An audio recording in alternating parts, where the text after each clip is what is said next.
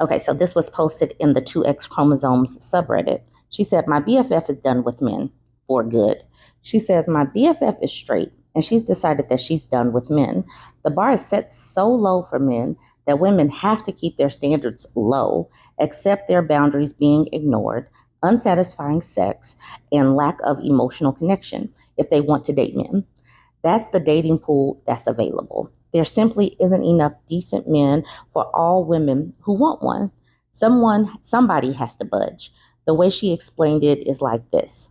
If 100 people each want a donut, but there's 50 fresh donuts and 50 spoiled donuts, then all 100 people cannot get a fresh donut. 50 people have to choose between a spoiled donut or no donut at all. There just isn't physically enough fresh donuts for everyone to have one. Either some women accept far less than they deserve, or they remain single and live their best lives. So she's opting out. Essentially 4B. No dating, no marriage, no sex, and no pregnancy. We have a mutual friend who's trying to care for an infant daughter on her own after her boyfriend abandoned her and left the country. So the two of them are moving in with me, and we're going to raise her collectively. It'll be sort of a platonic marriage if such a thing exists.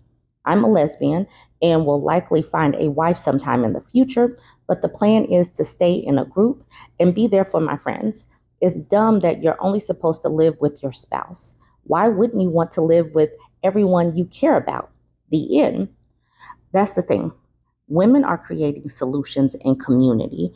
It's like we talk about women being single and, in times past, you could dangle the prospect of a ring and whatever and your happy ending and marriage and babies and all that kind of stuff. But we're seeing what is going on in the real world. We're seeing what happens in the happily ever after, or what happens after you say, I do. It looks chaotic, dysfunctional, unhappy, stressful, all of those things. It doesn't look like the happily ever after. And so women are saying, I'm good. And with social media sharing videos, is sharing women speaking on things that they're going through, is sharing pictures and all of that. Some women who are single and child free are like, why would I choose this? Why would I choose this over brunch with my homies on Sunday or Saturday? Why would I choose this over my pets? Why would I choose this over my plants? Why would I choose this over going to Comic-Con and cosplaying? Because I'm having fun. So they're like, why would I give up peace in a clean apartment? That's what women are like weighing. They are weighing the costs versus the benefits, the pros versus the cons. And this is why a lot of women are just opting out. So let's look at some of these comments. I was really early to this post, but that is the main point of the post. Katie Girl says, this is the way. Also, you remind me of an old TV show I loved for its cozy vibe, Kate and Allie, two divorced moms who moved in together to raise their kids and to not struggle doing so as single parents. I do believe more mom munes are going to pop up. I do believe that there's going to be more Golden Girls type of living in that, or living single type of things popping up where women are just, bonding together, creating community and creating solutions. Background Roof says, honestly, I'm quite jealous. That sounds fantastic. And Sawtooth Shark says, same. Heterosexual in everything. Tell your friend you're all welcome on the 4B sub. Nice to see women prioritizing themselves for once, right? Messalina Mia says, if only being gay was a choice, as all the fundies keep insisting, it would make things so much simpler. Pink Fairy Kitten says, this sounds like the beginning of a fantasy book. That little girl will be so wonderfully spoiled. You sound like her fairy godmother. I think living together with family or found family is the best way, financially and for mental health and safety. Living the dream, honestly. Suki says, I would love to see a study on differences between good and bad men in their relationships with mothers and material parenting received. I'm just reading this next comment, and trigger warning, there is talk of DV in this particular comment. Hat Pin Feminist says, this is where I'm at. I'm just getting back into paid singing and getting back out there after 15 years. And I know men's propensity to randomly strangle the women they're dating. Usually it's sexually themed. When I was with my now ex-husband, I had expressed how fun it would be to go back to college to continue my music degree. That's the first time he tried to strangle me in my sleep, damaged my vocal cords for years.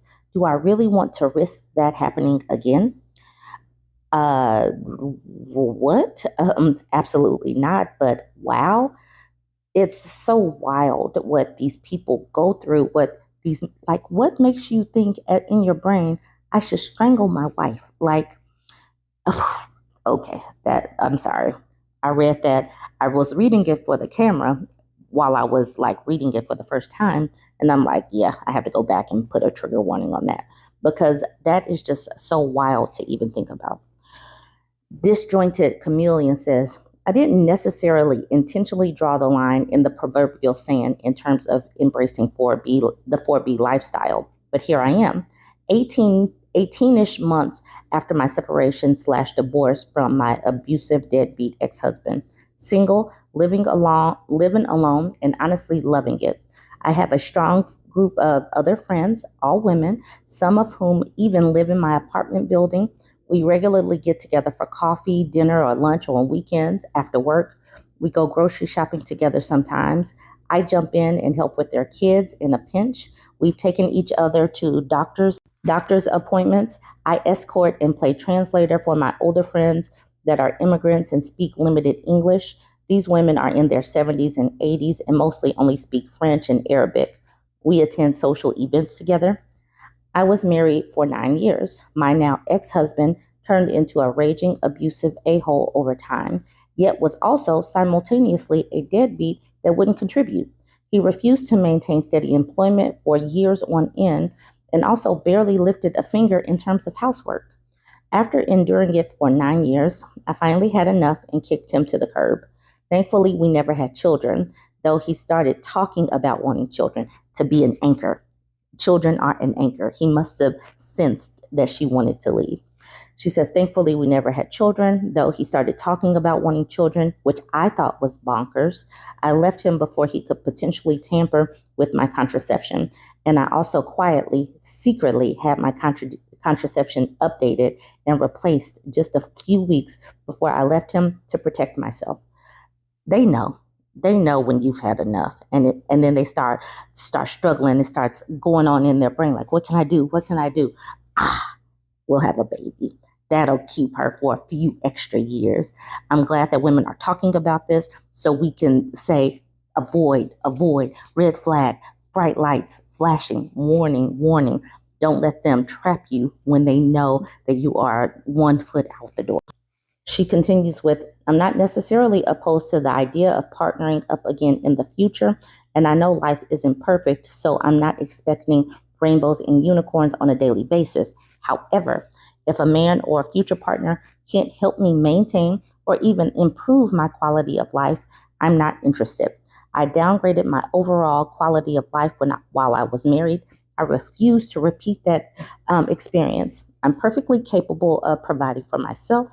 I have a good job that pays well, a lovely condominium that is my personal sanctuary of calm and cozy, good health care coverage. I'm independent, a strong group of friends, and I'm resilient. Why should I take the risk of having a man potentially deteriorate my quality of life?